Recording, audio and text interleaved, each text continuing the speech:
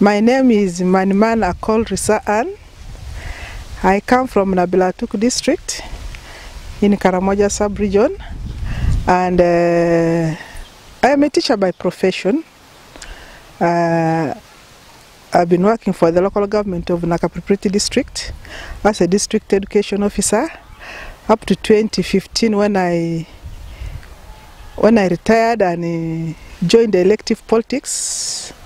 Up to date, I am a politician, and I lost in the recently concluded elections of the 14th January 2021. Maybe you tell us what transpired in the general elections which made, which caused your loss. It is true there were a lot of anomalies. For example, in 2015 when I contested under the constituency seat, and I should think I was the first Karamoja female to have contested under the constituency seat.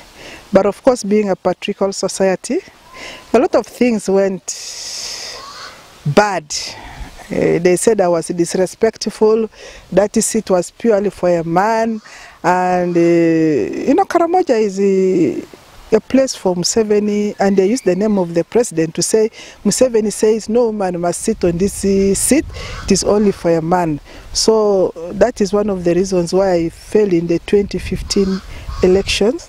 Then in 2018 when we had the 6 districts, when we had NRM elections for the newly created districts, I again contested, and because other districts were redundant, we had everyone coming to support their people. In 2018, why again I became the first runner-up, waiting for the final elections in the Electoral Commission, which did not take place. We were denied that opportunity to be elected under lining, which was passed by Parliament. So, in the recently concluded election, the NRM party, which is mine, appointed their flag bearers, not elected. So again, we saw the anomaly there, and when we came to the final elections in January last month, there were a lot of anomalies where again I failed.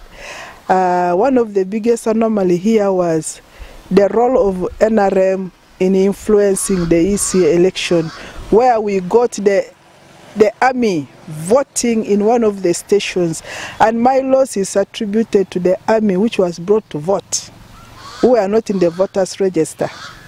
So that is where I lost. When I compare Karamoja with the rest of the districts of Uganda, all these people go to Parliament. Why are other districts more developed than Karamoja? I wanted to go there to go and share with them how they support their districts. I know other members of Parliament are also trying their best to ensure we reach some level. Why are we backward? Why are we not progressing? All these years, why are we not doing the best to improve on the status of the Karamoja? For example, education. Being an educationist, yes, we have programs, UC, PLE, UPE and others. We also have other programs in Karamoja. For example, we have scholarships, we have sponsorships, but we are not moving. What is it? You look at the poverty levels in Karamoja, they're high. Why? I wanted really to go there and share and see how best we can support the sub-region. It is not for my own interest. It is really to go and help Karamoja also reach some level. That is the reason why I want to go there. Okay, but before you go to Parliament, represent them, what are some of the contributions you have done so far for Karamoja? Of course, as an educationist, when I was a district education officer in Nakapripriti, you remember we had a program called Quality Enhancement Initiative where Nakapripriti district was the second last. As education officer, I tried my best to improve on education status in the district, where by the time I retired, we were number 67 in the country in terms of primary level examination performance.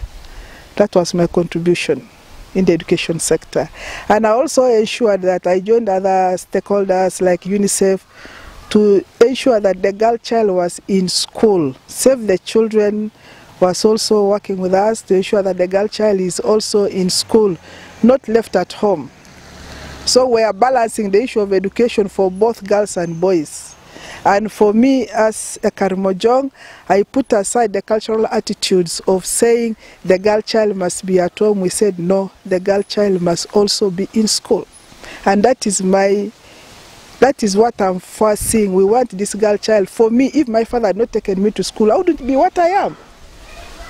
So my father being the first Karamoja graduate, the Honorable Joshua Akol, I have followed this legacy of ensuring that a girl child must be in school.